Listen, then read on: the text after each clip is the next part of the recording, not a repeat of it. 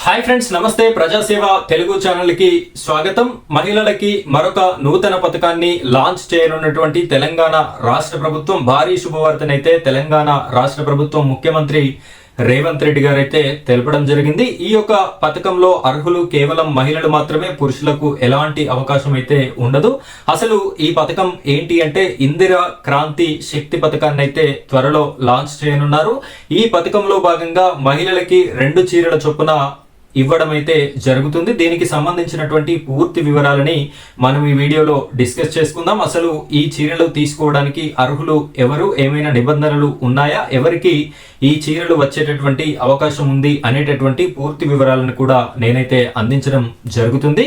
ఈ వీడియోని చూస్తున్న ప్రతి ఒక్కరు కూడా వీడియోని లైక్ చేయండి. అదేవిధంగా మన ఛానల్ని ఇలాంటి వీడియోస్ అన్నీ కూడా మీకు నోటిఫికేషన్ రూపంలో రావాలి అనుకుంటే సబ్స్క్రైబ్ చేసుకోండి. పక్కనే బెల్ ఐకాన్ ఉంటుంది, దానిపైన ట్యాప్ చేసి ఆల్ అని సెలెక్ట్ చేసుకోండి. ఇలా చేసుకున్నట్టయితే ప్రతి వీడియో అనేది మీ వరకు రావడం జరుగుతుంది. ఇక మనం ఈ యొక్క ఇందిరా క్రాంతి శక్తి పథకం గురించి మాట్లాడుకున్నట్టయితే ఇక్కడ స్క్రీన్ లో చూడండి, ప్రముఖ దినపత్రికలో వచ్చినటువంటి వార్తా ప్రకటనని కూడా నేను మీకైతే చూపెట్టడం జరుగుతుంది.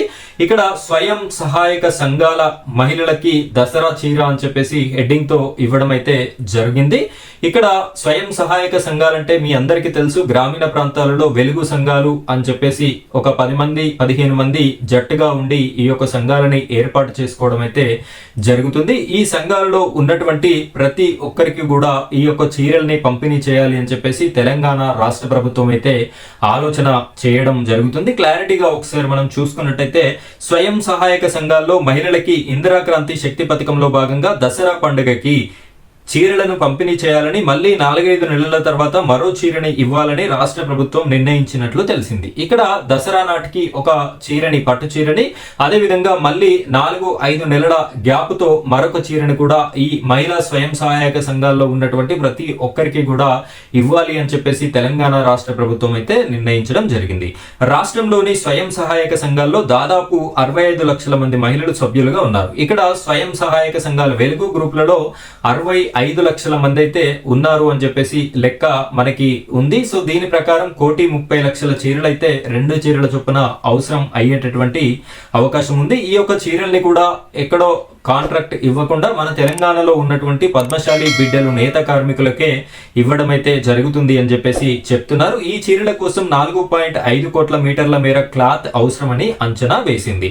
అలాగే చీరల డిజైన్ ని కూడా ఖరారు చేసింది. ఇక్కడ డిజైన్ కూడా బాగుండే విధంగా డిజైన్ ని కూడా ఖరారు చేయడం అయితే జరిగింది. అలాగే చీరల డిజైన్ కూడా ఖరారు చేసింది. వివాదాలకు తావు లేకుండా రాష్ట్ర వ్యాప్తంగా అన్ని చీరలను ఒకే డిజైన్ లో పంపిణీ చేయనున్నట్లు తెలుస్తుంది.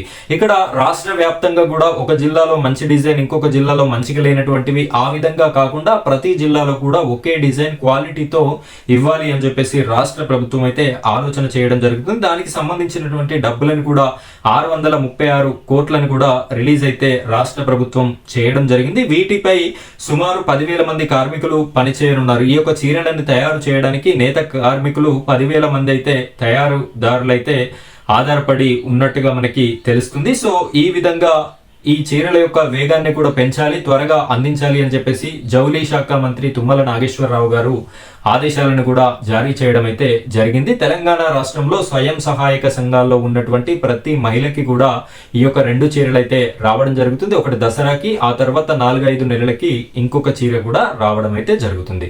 సో ఫ్రెండ్స్, ఇది ఈ రోజు మహిళలకి సంబంధించినటువంటి శుభవార్త. ఇలాంటి లేటెస్ట్ అప్డేట్స్ ఏమున్నా కూడా నేను మీకు వీడియోస్ రూపంలో అందించడం జరుగుతుంది. Thank you friends, thank you very much.